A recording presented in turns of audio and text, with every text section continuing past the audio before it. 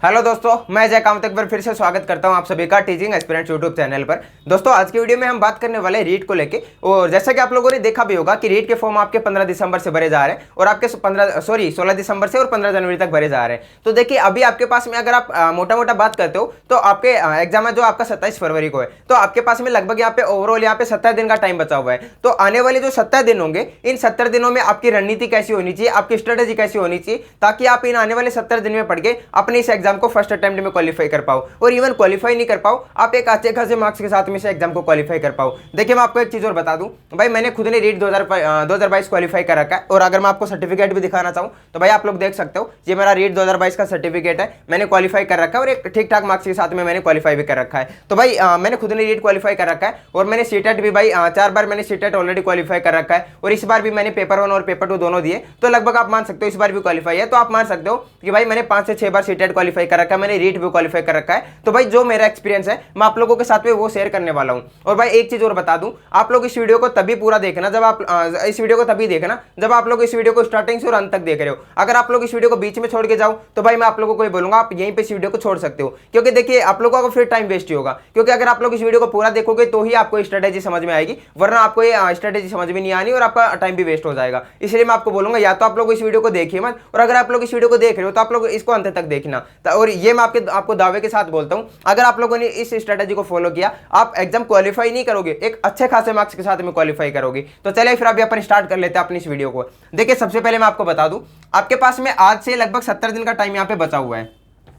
ठीक है, देखिए आपके पास में 70 दिन का टाइम बचा हुआ है, क्योंकि आपका 27 फरवरी को एग्जाम है। तो लगभग 12-13 दिन इस महीने के बचे, 31 दिन अगले महीने के, 26 दिन आप उस महीने के मान सकते हो फरवरी के। तो आपके पास में लगभग 70 दिन का टाइम बचा हुआ है। इन 70 दिन को अपन यहाँ पे 3 पार्टों में डिवाइड करके पढ़ेंगे। एक अपना होगा पहला 45 दिन का, दूसरा होगा भाई 10 दिन का, और तीसरा होगा भाई 15 दिन का। इस तरीके से अपन यहाँ पे 3 पार्टों में डिवाइड करेंगे अपने इस टाइम को। और इनमें देखिए जो स्टार्टिंग के 45 दिन होंगे, इनमें अपन कैसे करेंगे, इनमें भाई अपन पूरा करेंगे अपना सिलेबस। इनमें अपन पूरा करेंगे अपना सिलेबस। दूसरा अपन क्या करेंगे, जो ये 10 दिन होंगे, इन 10 दिन में क्या करेंगे, जो अपन ने इन 45 दिन में पढ़ा हुआ है उसी का 10 दिन इन 10 दिनों में रिवीजन करने वाले हैं। तो इन दिनों में होगा अपना रिवीजन। फिर आपके जो लास्ट के 15 दिन बचेंगे, इनमें होगा भाई अपना मॉक टेस्ट।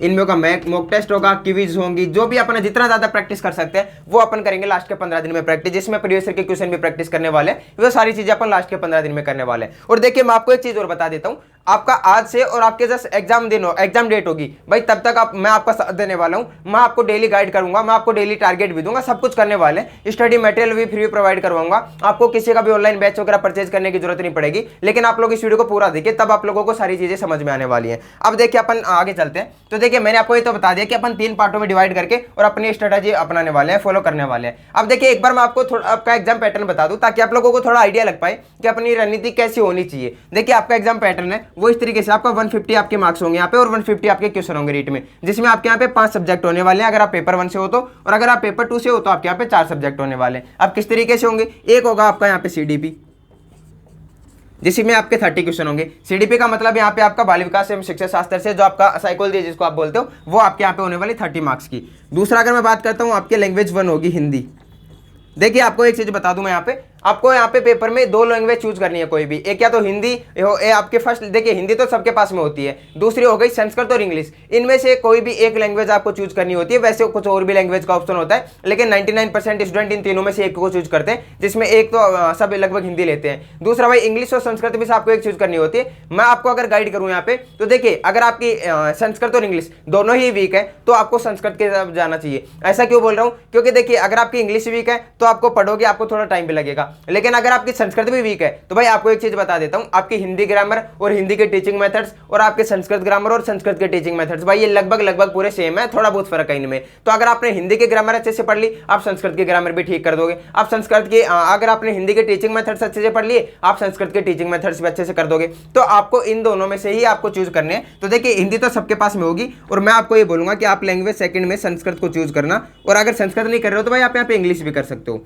आपके पास में ऑप्शन दोनों होते हैं। देखिए भाई, 30 क्वेश्चन हो गए आपके यहाँ पे सीडीपी के, जो आपका चाइल्ड डेवलपमेंट एंड पेडागोजी है। और आपके जो लैंग्वेज होगी, इनमें देखिए 15 क्वेश्चन आपके हिंदी के होंगे।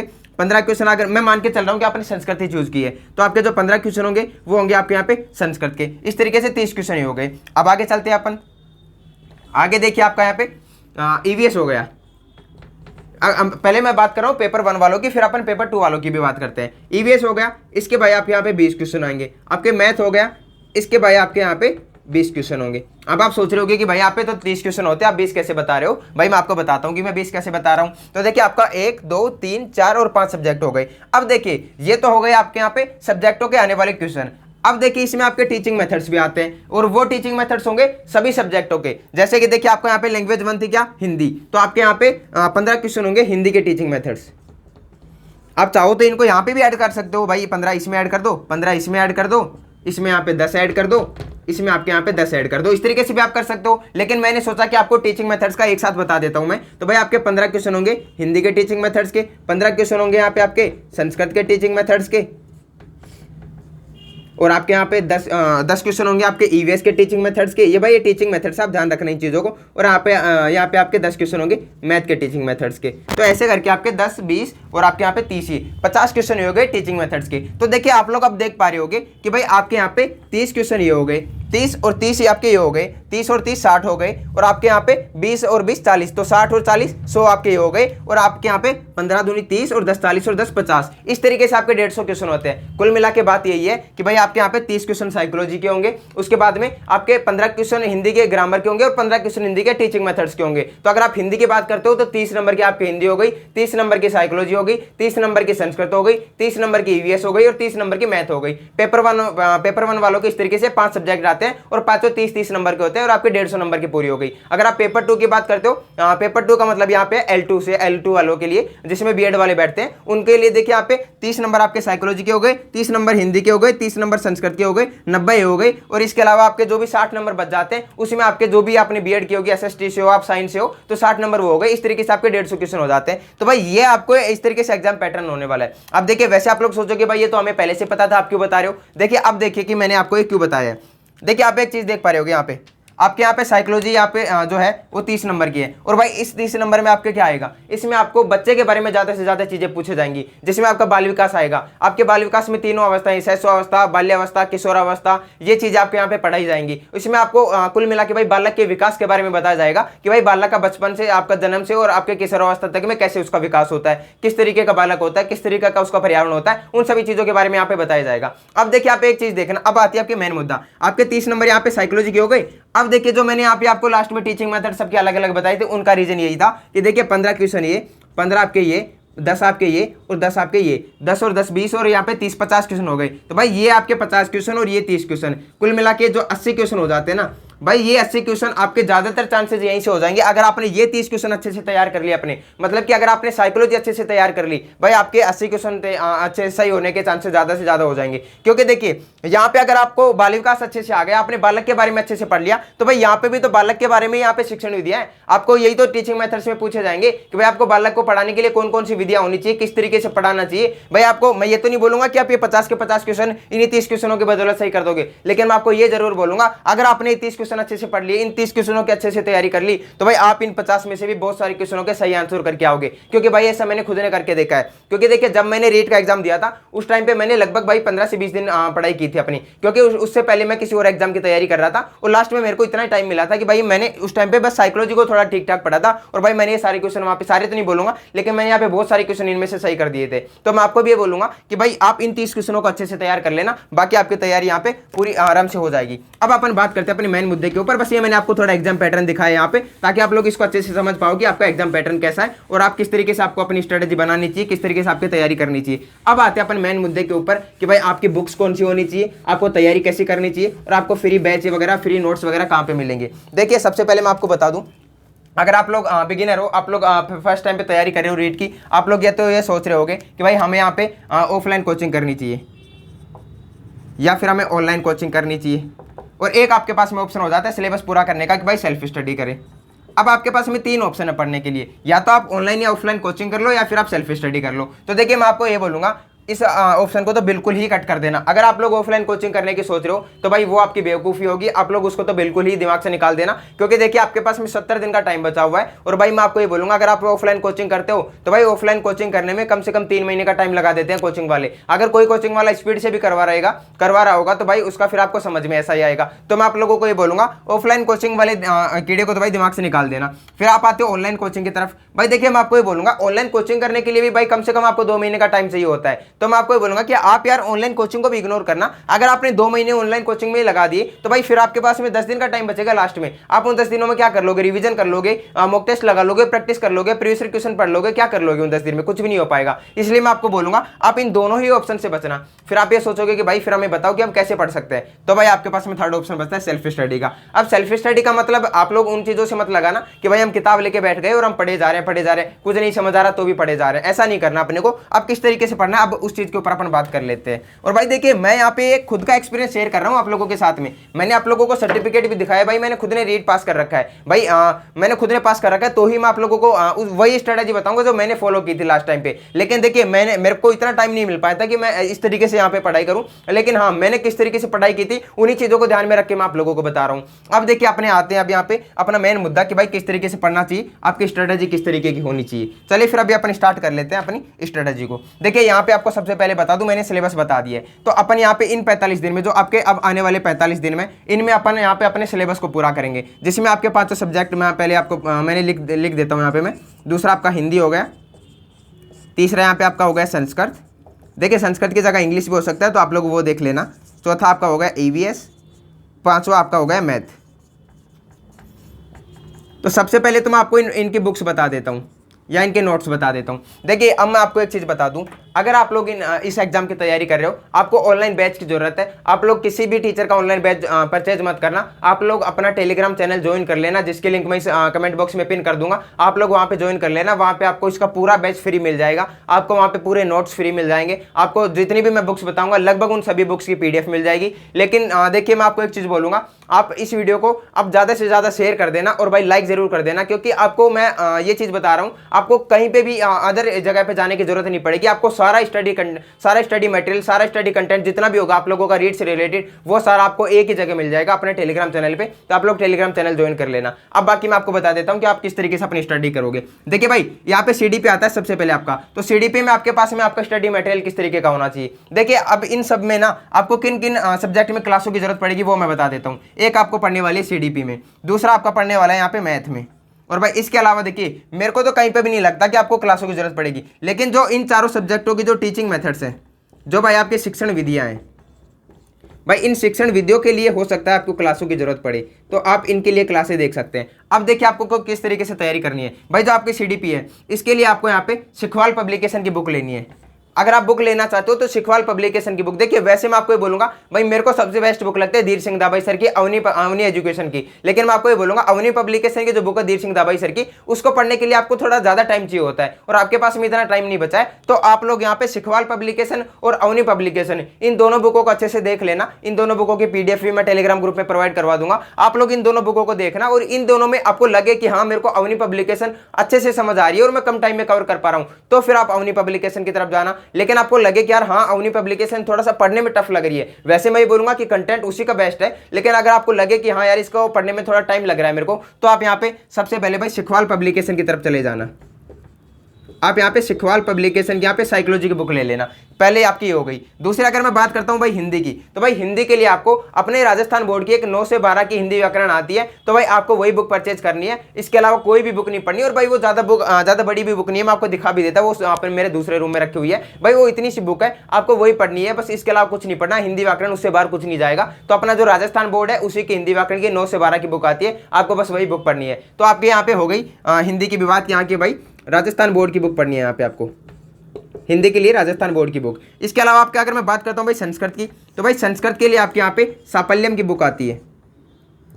साफल्यम की बुक आप देख सकते हो संस्कृत के लिए। आपके मैंने 3 बता दी भाई, साइकोलॉजी के लिए सिखवाल की बुक, आपके हिंदी के लिए मैंने राजस्थान बोर्ड की बुक बताई है, और संस्कृत के लिए मैंने यहाँ पे साफल्यम की बुक बताई है। अब मैं बात करता हूँ EVS की, तो भाई EVS के लिए आपको यहाँ पे मुकेश पंचोली सर की बुक देख लेनी चाहिए। यहाँ पे मुकेश पंचोली सर की बुक आपको ईवीएस के लिए देख लेनी चाहिए। और भाई मैथ के लिए आपको यहाँ पे मथुरिया की बुक, रामनिवास मथुरिया की बुक आप मैथ के लिए देख सकते हो। भाई ये तो हो गई अपनी बुक की बात। अगर आप लोग बुक परचेज करने की सोच रहे हो तो आपको मैंने 5 सब्जेक्टों की बुक बता दी है कि भाई आपको साइकोलॉजी के लिए यहाँ पे सिखवाल और भाई यहाँ पे अवनी पब्लिकेशन भी आप देख सकते हो। बेस्ट बुक वैसे यही है, लेकिन अगर आप कम टाइम में पढ़ने की सोच रहे हो तो आप सिखवाल पब्लिकेशन पढ़ सकते हो। भाई सिखवाल और अवनी इन दोनों में से आप देख लेना। ये आपके हो गए साइकोलॉजी के लिए। दूसरी आपके हिंदी के लिए हो गई भाई राजस्थान बोर्ड की बुक। तीसरी आपके यहाँ पे संस्कृत के लिए मैंने बताया साफल्यम की बुक। चौथी आपके मैंने मुकेश पंचोली सर की ईवीएस की बताई है। और भाई पांचवी आपकी मैथ के लिए मैंने रामनिवास मथुरिया की बुक बताई है। अब आ जाती है अपनी भाई शिक्षण विधियां। इनके लिए आपको यहाँ पे देखिए, एक तो आप यहाँ पे आती है फर्स्ट रैंक की बुक, या तो आप फर्स्ट रैंक की बुक देख सकते हो, या फिर इनकी भी सिखवाल पब्लिकेशन की बुक आती है वो देख सकते हो। तो भाई ज्यादातर मैंने इसके मामले में फर्स्ट रैंक का ज्यादा नाम सुना है, तो आप शिक्षण विधियों की फर्स्ट रैंक की बुक ले सकते हो। ये हो गई अपनी बुक्स की बात। भाई आपको बुक्स परचेज करनी है इस तरीके से। अब मैं आता हूं अपनी स्ट्रेटजी के ऊपर। भाई आपको ये बुक तो परचेज कर लिया आपने, अब आप इन बुक्स को पढ़ोगे कैसे? आपकी स्टडी मटेरियल तो आपने ले लिया है, लेकिन आपकी रणनीति कैसी होनी चाहिए? देखिए मैं आपको एक चीज बोलूंगा। अब मैं भाई डेली टेलीग्राम ग्रुप में अपना मैं कोशिश करूंगा। देखिए अगर इस वीडियो को अपना ज्यादा से ज्यादा प्यार और सपोर्ट मिला तो भाई मैं कोशिश करूंगा आप लोगों को डेली टारगेट बेस्ड स्टडी करवाऊं मैं। जैसे मैं आपको डेली टारगेट दूं कि भाई आज आपको साइकोलॉजी में ये टॉपिक पढ़ना है, आपको हिंदी में ये टॉपिक पढ़ना है, आपको संस्कृत में टॉपिक। इसी तरीके से मैं आपको हर सब्जेक्ट का एक एक करके मैं आपको डेली टारगेट दूं और आप उस टारगेट को अचीव करो, फिर अपना नेक्स्ट डे पे अलग टारगेट हो। इस तरीके से अगर आप चाहते हो कि भाई हम ये काम करें तो भाई आप इस वीडियो को ज्यादा से ज्यादा सपोर्ट करना, प्यार करना, शेयर करना जहां पे कर सको। अगर आप लोग ऐसा करते हो और मेरे को लगा कि हाँ रेस्पॉन्स अच्छा आया है, अपने साथ में स्टूडेंट जुड़े हैं, तो भाई अपन daily target based study start करने वाले हैं। और भाई एक चीज और बता देता हूँ। अब देखिए मैंने ये चीज बता दी है, तो मैंने ये भी बताया कि भाई आपको साइकोलॉजी में यहाँ पे क्लासों की भी जरूरत पड़ने वाली है। देखिए अगर आपको यहाँ पे क्लासों की जरूरत है तो भाई मैं आपको डेली की एक क्लास प्रोवाइड करवाने वाला हूँ। भाई मैं खुद की नहीं ले रहा, मेरे पास किसी ऑनलाइन टीचर की ही क्लास है और भाई बहुत फेमस टीचर है, आपने उनका नाम भी काफी सुना होगा। और आप ये मान के चलो कि साइकोलॉजी के मामले में आपने जिन टीचर्स का नाम सुना होगा उनमें से ही किसी दो टीचर्स की मेरे पास क्लास है। मैं उनकी डेली की आपको 1 या 2 क्लास, जैसे मेरे को लगेगा कि हाँ 1 देनी चाहिए तो 1 दे दूंगा, 2 देनी चाहिए तो 2 दे दूंगा सॉरी। तो उस तरीके से मैं आपको यहाँ पे डेली की 1 या 2 क्लासेस दूंगा। और आपका जो आने वाला यहाँ पे 1 महीना होगा या फिर आपके 45 दिन होंगे, उनमें हम अपनी साइकोलॉजी कंप्लीट कर लेंगे इस तरीके से डेली टारगेट देके। बाकी अगर बात करते हैं सेकंड नंबर पे हिंदी की, तो भाई हिंदी के लिए मैं आपको ये बोलूंगा यार बचपन से हिंदी पढ़ते आ रहे हो तो यहाँ पे तो आपको हिंदी की क्लासें मत लेना, क्योंकि देखिए इतना टाइम नहीं है अपने पास में कि अपन सभी सब्जेक्टों की क्लास ले। क्योंकि देखिए अगर आप सभी सब्जेक्टों की क्लासें लोगे तो भाई 5 क्लासें हो गई। अगर एक क्लास 1 घंटे की भी होती है, उसको लिखने में भाई आधा घंटा तो लग ही जाता है जब नोट्स भी बनाते हैं। तो भाई एक क्लास 1.5 घंटे की हो जाएगी, 5 क्लासें तो भाई 7-8 घंटे तो क्लास लेने में और नोट्स बनाने में लग जाएंगे। उनका थोड़ा बहुत रिवीजन भी करना होता है, तो वो कब करेंगे? इसलिए मैं आपको बोलूंगा भाई सभी सब्जेक्टों की क्लास मत लेना। आपको यहाँ पे एक सीडीपी की मतलब कि साइकोलॉजी की क्लास लेनी है। इसके अलावा एक यहाँ पे आप मैथ की क्लास ले सकते हो। आपको ये 2 क्लासें लेनी है। और फिर भी अगर आप चाहो कि भाई एक क्लास और ऐड करें हम, तो भाई एक संस्कृत की क्लास और ऐड कर लेना। इस तरीके से आप 3 क्लासें यहाँ पे ले सकते हो। अब देखिए इन 3 क्लासों के अलावा एक क्लास और आपको जरूर लेनी है। वो आपको लेनी है भाई यहाँ पे शिक्षण विधियों की क्लास। ये इसलिए बोल रहा हूँ यार क्योंकि शिक्षण विधियां आपको पता नहीं अच्छे से समझ आएंगी नहीं आएंगी बिना टीचर के। अगर आपको बिना टीचर के भी अच्छे से समझ आ रही है शिक्षण विधियां तो आप इसकी भी क्लास मत लेना। लेकिन आपको लगे कि यार शिक्षण विधियां समझ नहीं आ रही है तो आपको ये भी क्लास ले लेनी है। और भाई ये क्लासें कहाँ से लोगे?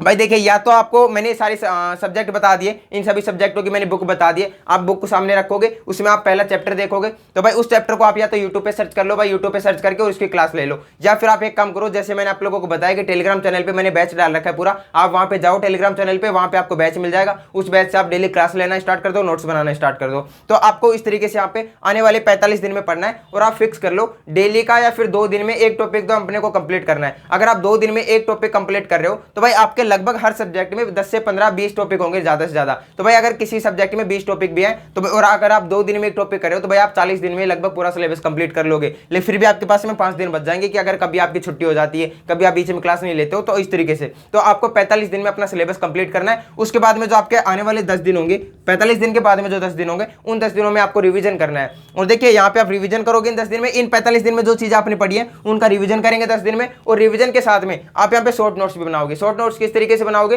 देखिए जैसे कि आपने मान के चलो कि आपने सीडीपी यहाँ पे पढ़ ली, सीडीपी के अपने नोट्स बना लिए, और उन नोट्स को जब आप पढ़ रहे हो इन 10 दिनों में जब आप इन नोट्सों को पढ़ रहे हो तो भाई जैसे कि आप पढ़ रहे हो कि भाई बाल विकास में आपने देखा कि भाई 3 अवस्था होती है। बस शॉर्ट में लिख लिया अवस्था, यहाँ पे किशोरावस्था, बाल्यावस्था, इस तरीके से उनमें बालक की कौन कौन सी विशेषताएं होती है वहीं पे ऐसे तीर लगा के लिख लिया कि भाई ये विशेषता होती है। इस तरीके से आपको यहाँ पे शॉर्ट नोट्स बनाने हैं। और ये शॉर्ट नोट्स देखिए ऐसा नहीं है कि आपको एकदम सजा दजा के बनाने, एकदम रफली नोट्स बनाने ताकि आपका टाइम वेस्ट ना हो। ये ऐसा मैं क्यों बोल रहा हूँ? क्योंकि देखिए जो लास्ट के 15 दिन होंगे ना उन 15 दिनों में हम मॉक टेस्ट लगाएंगे और मॉक टेस्ट के साथ में इन जो आपके शॉर्ट नोट्स होंगे उन शॉर्ट नोट्सों का रिवीजन भी कर देंगे वहीं पे। तो इस तरीके से आपकी स्ट्रेटेजी होनी चाहिए।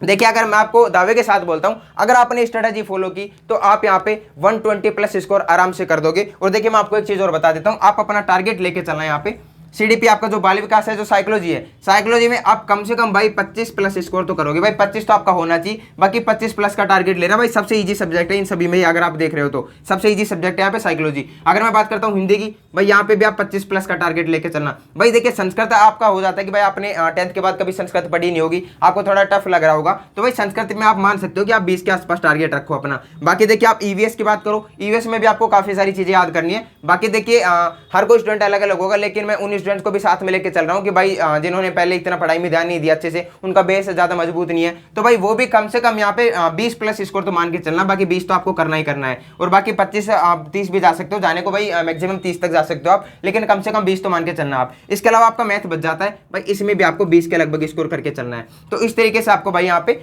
20 और 20 40, 20 या 60, 20 चौक 80 और 100 110, तो भाई इस तरीके से आपका यहाँ पे 110 स्कोर हो जाता है। और अगर बाकी आप यहाँ पे ज्यादा और भी पढ़ सकते हो तो भाई इनमें भी आप 5-5 और ऐड कर सकते हो।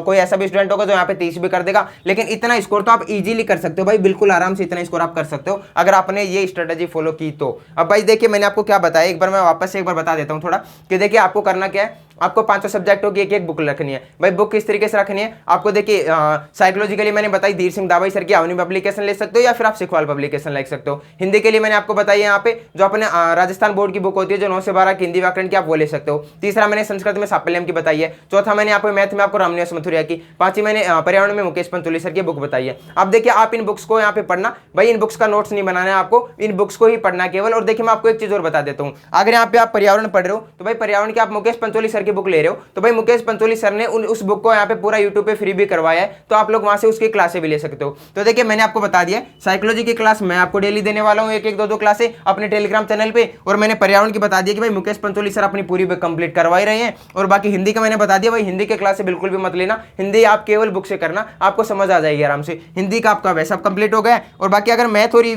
मैथ की बात करते हो तो भाई मैथ की भी अगर आप लोग बोलोगे तो मैं क्लासेस प्रोवाइड करवा दूंगा, आप लोग बता देना। वरना अगर आप खुद से करना चाहो तो भाई आप टॉपिक अपना यूट्यूब पे सर्च करना, और यूट्यूब पे सर्च करके उसके जो भी आपका टॉपिक हो उसको कंप्लीट कर लेना वहां से। इस तरीके से आप अपना कंप्लीट करो। और भाई इन सभी के जो बुक्स आप नहीं परचेज करो, जैसे मैथ हो गई भाई, मैथ की बुक भी परचेज कर लेना प्रैक्टिस के लिए, लेकिन आप चाहो तो भाई ऑनलाइन यूट्यूब से प्रैक्टिस करना और यूट्यूब से अपना नोट्स भी बनाना क्लास लेके। इस तरीके से आप अपनी स्ट्रेटेजी कंटिन्यू करना और अपनी इस रणनीति के साथ में अपनी पढ़ाई कंटिन्यू करना। तो ये भाई अपनी स्ट्रेटेजी थी, और इसमें आपको जो भी कुछ चीजें ऐड करनी होगी तो भाई वो चीजें मैं आपको देख लेता हूं, कुछ चीजें रह गई हो तो, बाकी मेरे को नहीं लगता कि कुछ चीजें रही हैं। तो देखिए मैंने आपको बताया 45 दिन में अपने को सिलेबस कंप्लीट करना है। और अपने देखिए यहाँ पे शॉर्ट नोट्स भी बनाएंगे, लास्ट टाइम पे हो जाएगा, रिवीजन हो जाएगा अपना, मॉक टेस्ट का मैंने बता दिया है। और इसके अलावा देखिए मैंने आपको ये भी बता दूं कि भाई स्टडी टाइम आपको कितना देना है। तो भाई आपको जो आपका साइकोलॉजी है, जो आपका साइकोलॉजी है, इसको आपको दिन के 2 घंटे देने हैं। आपके हिंदी को लगभग कम से कम 1 घंटा देना है, संस्कृत को भी कम से कम 1 घंटा देना है। आपका जो ईवीएस होगा मतलब कि साइकोलॉजी को 2 घंटे देने हैं, बाकी इसके अलावा आपको सभी सब्जेक्टों को 1-1 घंटा देना है।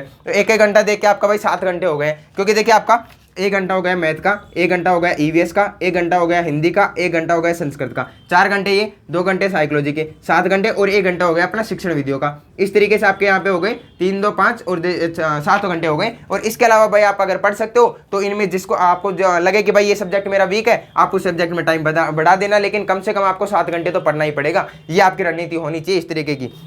भाई ये मैंने अपनी स्ट्रेटेजी बता दी है। और इसके अलावा देखिए आपका जो भी आगे की क्लासें होंगी, जो किस तरीके से आपको यहाँ पे साइकोलॉजी की क्लास मिलने वाली है, उन सभी चीज़ों की इन्फॉर्मेशन आपको अपने टेलीग्राम चैनल पे मिल जाएगी। आप लोग टेलीग्राम चैनल ज्वाइन कर लेना। और भाई आपको एक चीज़ बता दूं, अपने इंस्टाग्राम आईडी पे अपन डेली क्विज प्रैक्टिस करते हैं साइकोलॉजी की, और राजस्थान जीके की क्विज भी मैंने स्टार्ट कर दिया है। तो उन क्विज का सोल्यूशन भी आपको वहीं पर मिल जाएगा। और अभी आगे मैं उन क्विज का जो भी एक्सप्लेनेशन होगा वो भी मैं वहाँ पर डाला करूँगा। तो आप लोग अपने इंस्टाग्राम पर जुड़ना बिल्कुल भी मत भूलना। और भाई इस चैनल पर अगर पहली बार आए हो तो चैनल को सब्सक्राइब कर लेना, लाइक कर देना वीडियो को, और कमेंट कर देना अपना प्यारा सा। और भाई देखिए इस वीडियो को अगर आप लोग जितना ज्यादा सपोर्ट करोगे, जितना ज्यादा प्यार दिखाओगे भाई, उतनी ही आगे मैं आप लोगों के लिए यहाँ पे स्टडी मटेरियल, स्टडी वीडियोस वगैरह सब कुछ लाता रहूंगा। और आपका जब लास्ट तक मैं साथ देने वाला हूँ, क्योंकि मैं खुद भी अभी रीट मेंस की तैयारी कर रहा हूँ और साथ में मैं सेकंड ग्रेड की भी तैयारी कर रहा हूँ। तो जिस तरीके से मैं आपकी हेल्प कर पाऊंगा मैं ज्यादा से ज्यादा करने की कोशिश करूंगा। तो चलिए फिर अभी तो आई होप कि ये वीडियो आपको पसंद आया होगा। पसंद आया हो तो लाइक शेयर एंड कमेंट करना बिल्कुल भी मत भूलना। चलिए फिर अभी मिलते किसी नेक्स्ट वीडियो में नेक्स्ट टॉपिक के साथ। तब तक के लिए जय हिंद, जय भारत।